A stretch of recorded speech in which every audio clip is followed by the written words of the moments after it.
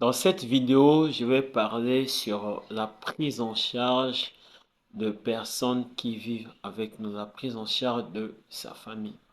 Bien, mais le Seigneur t'a sauvé, le Seigneur m'a sauvé pour vivre avec des gens. Le Seigneur ne nous a pas sauvés et il nous a pris, il nous a emmenés dans un milieu isolé, dans un désert où on vit seul. Non. Nous vivons avec des gens autour de nous ou des gens avec nous.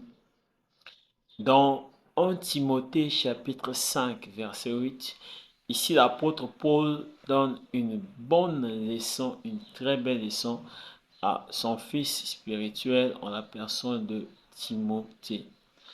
1 Timothée chapitre 5 verset 8.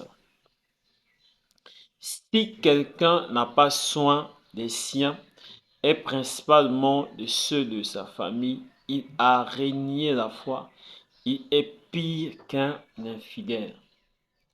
Donc ici, l'apôtre Paul est en train de nous interpeller que nous devons prendre soin des siens. Nous devons prendre soin des gens que Dieu a placés autour de nous. Nous devons prendre soin des gens de notre famille. Ici, il dit principalement de notre famille.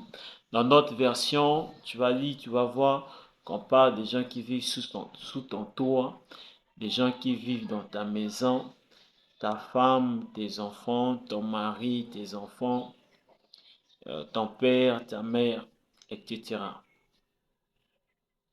Et dans d'autres versions, on dit la proche parenté ou les parents proches. Donc ici, Paul s'est rendu compte que dans le siècle présent où nous vivons, les gens sont tellement poussés vers la performance, les gens sont tellement poussés vers l'atteinte des objectifs, à tel point qu'ils arrivent maintenant à oublier des gens que Dieu leur a donnés. Prenons l'exemple des pasteurs. Aujourd'hui, il y a des pasteurs qui passent même pas un mois ensemble avec sa famille, sa femme, ses enfants, qui passe même pas de temps. Tout le temps, il est à l'église, séminaire, conférence, jeûne et prière, aller à la montagne, voyage. Mais à quel moment le pasteur va éduquer ses enfants? N'oublie pas que tu es pasteur à l'église, mais à la maison, tu es papa pour tes enfants. À la maison, tu es époux pour ta femme. Donc, tu dois prendre le temps de rester avec ta femme, de causer, d'échanger, de sortir avec ta femme, d'aller manger du gâteau, d'aller faire du tourisme, d'être ensemble, de passer du temps, de discuter ensemble, de causer. Mais on pense que le ministère est plus important. Pasteur, écoute-moi. Le premier ministère que Dieu t'a donné, c'est ta maison. Le ministère d'abord le plus important, c'est d'abord prendre soin de ta femme, de tes enfants. Ce n'est pas d'abord aller prêcher, ce n'est pas d'abord aller prier pour les gens, s'occuper des gens. Et tu n'as pas le temps d'éduquer tes enfants. Qui va éduquer tes enfants? Qui va dire à ta femme tu es belle? Qui va sortir avec ta femme? Qui va être là pour apprécier ta femme? Qui va être là pour encourager les enfants, qui va être là pour suivre l'école des enfants. Certes, la femme le fait, certes, vous pouvez aussi avoir des domestiques pour faire cela, mais tes enfants n'appartiennent pas à tes domestiques, tes enfants n'appartiennent pas seulement à ta femme, mais tes enfants appartiennent à ta femme et à toi. Donc tu as droit à avoir l'œil sur tes enfants, sur leur vie.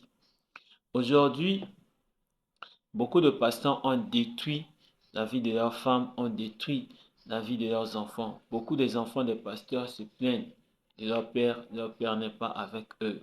C'est comme s'ils n'ont pas papa. Les femmes des pasteurs se plaignent.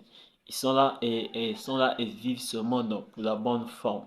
Si on leur demandait qu'est-ce que vous voulez de votre papa, qu'est-ce que tu reproches de ton mari, il y a beaucoup de choses à reprocher.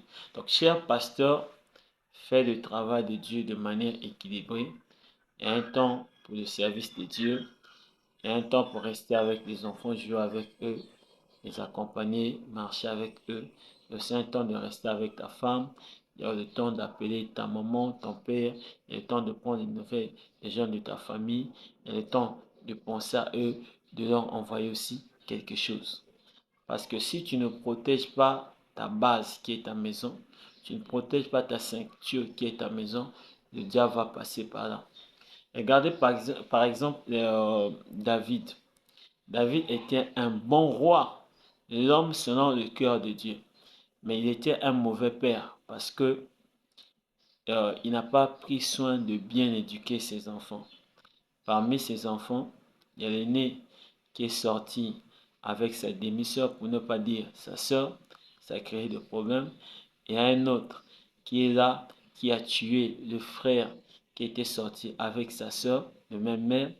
Et cet autre-là a tué aussi d'autres enfants de David. Et il s'est rébellé contre son père et il a voulu même tuer son père. Et même après que leur père David était mort, les enfants qui étaient restés, celui qui était devenu roi, a tué l'autre. L'autre qui voulait prendre sa place à cause de quoi? À cause des histoires des femmes. Donc, plein des histoires. Donc, te rends compte qu'il était un bon roi en Israël, mais il était un mauvais père. Aujourd'hui, nous avons des bons pasteurs, mais qui sont des mauvais pères. Il faut savoir équilibrer le ministère et sa maison, sa famille. Aujourd'hui aussi, nous avons des gens à cause de l'argent, à cause du travail. Ils font 2 travails, 3 travails à cause de l'argent. Toujours vouloir gagner beaucoup d'argent. Il n'a pas de temps de rester avec les enfants. Il n'a pas de temps d'être avec sa femme. Et vous allez être surpris que le frère s'est divorcé avec sa femme. La soeur s'est divorcée avec son mari. Pourquoi? Parce que le mari n'est pas là. Tout le temps, il est en voyage. Tout le temps, il est en travail. Moi, je vous conseillerais de faire ceci. Euh, de faire un travail où c'est souple. Tu as le temps en week-end, tu as le temps en semaine d'être avec la femme, d'être avec tes enfants. Tu as le temps d'appeler ton père, tu as le temps d'appeler ta maman, tu as le temps d'aller voir la famille, tu as le temps de voir ce qui se passe auprès de ta soeur, auprès de ton frère. Tout le temps, tu n'es pas en travail parce qu'en faisant cela, tu te mets en danger parce que tu mets en danger les autres, toi-même aussi tu te mets en danger. Donc il faut savoir équilibrer. L'argent n'est pas plus important que les gens, non. Il faut savoir équilibrer. Donc ici on dit, si quelqu'un n'a pas soin des siens, et principalement ceux de sa famille, ceux de sa maison, des gens qui sont sous sa responsabilité, des gens qui dorment dans son toit, des gens qui vivent chez lui, sa femme, ses enfants, peut-être ses neveux, son père, sa mère et autres. Il a régné la foi. Donc quand quelqu'un ne prend pas soin des gens-là, il a régné la foi. Il est pire qu'un infidèle. C'est le message que je tenais à te partager. Savoir vivre équilibré. Savoir, tu cherches de l'argent, tu travailles.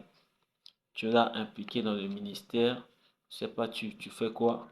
Savoir équilibrer, il y a un temps pour chaque chose. Il y a un temps pour le travail, il y a un temps pour le ministère, il y a un temps pour être ensemble avec ses enfants, de, de faire des loves avec sa femme, il y a un temps d'aller voir papa, d'aller voir maman.